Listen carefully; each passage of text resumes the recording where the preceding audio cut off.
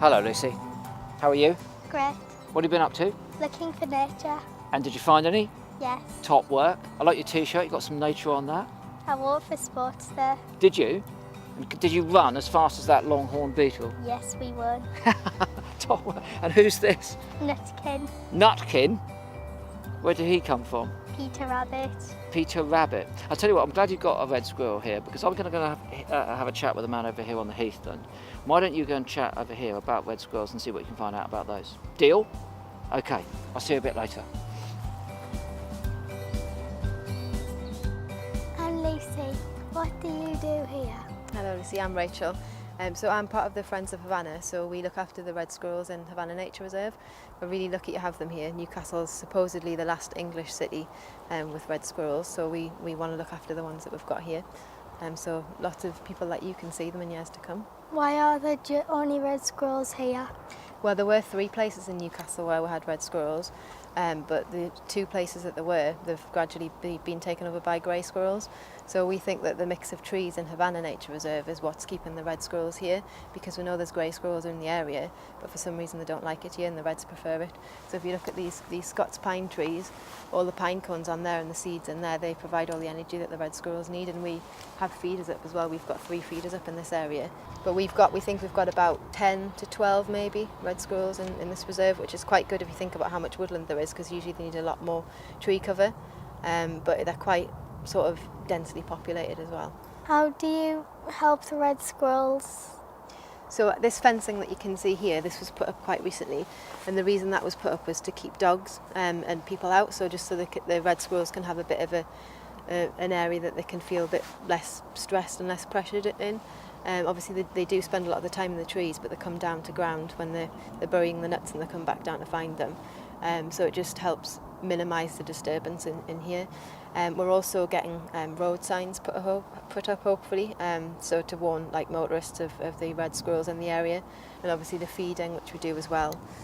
Depending on what time of year it is, we need to make sure that we have that supply there for them when the pine cones aren't as readily available.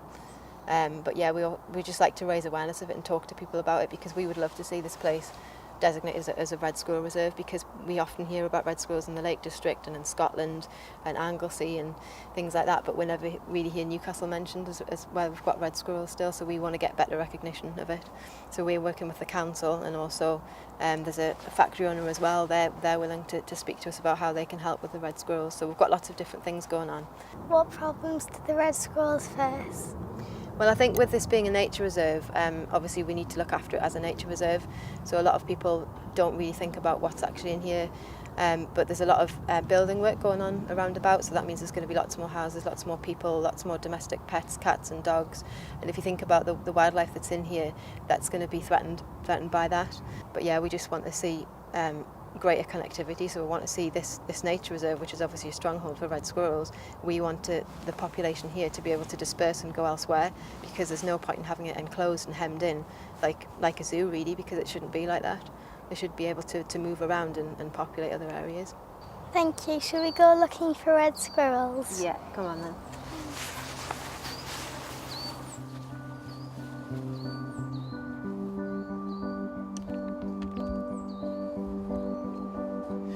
Lucy, you've written a poem.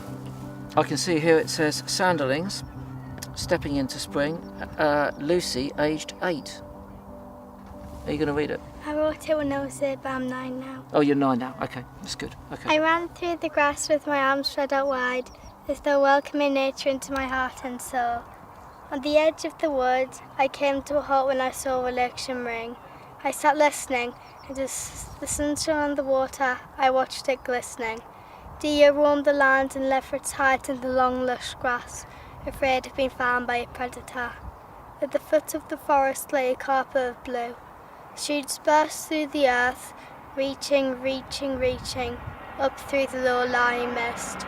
When leaves wither, new life unfurls, and I will soon see nature's buds burst into life. As I walked along the understory, I saw squirrels leap, bound, clamber, up in the canopies above. The dappled light through the overlapping leaves, twinkling like stars.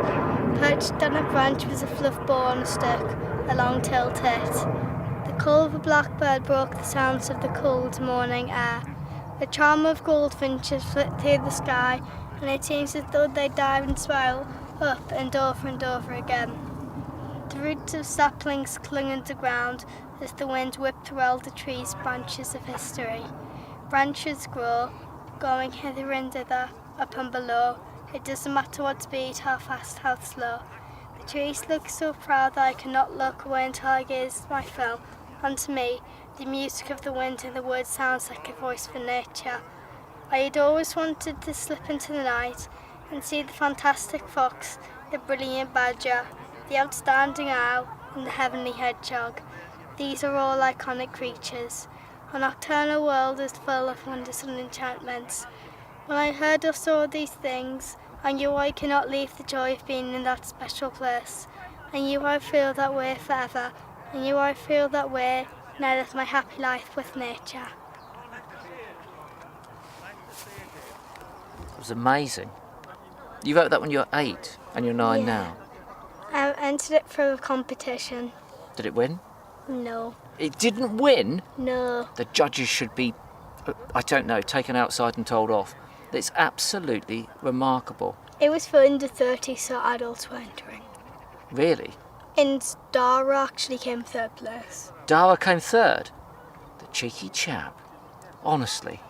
Well, I thought that was very moving. I thought it was equally moving that you were disturbed by a plane flying over. It was quite a poignant reminder of the fact that in the 21st century it's quite hard to find those places that you were describing, that peace and tranquility in nature. It was in the lake, so not here. So it was quiet.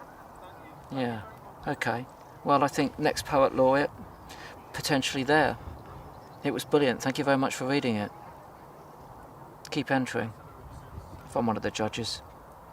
Dara will be 13th and you'll be first, but don't tell him I said that. Okay.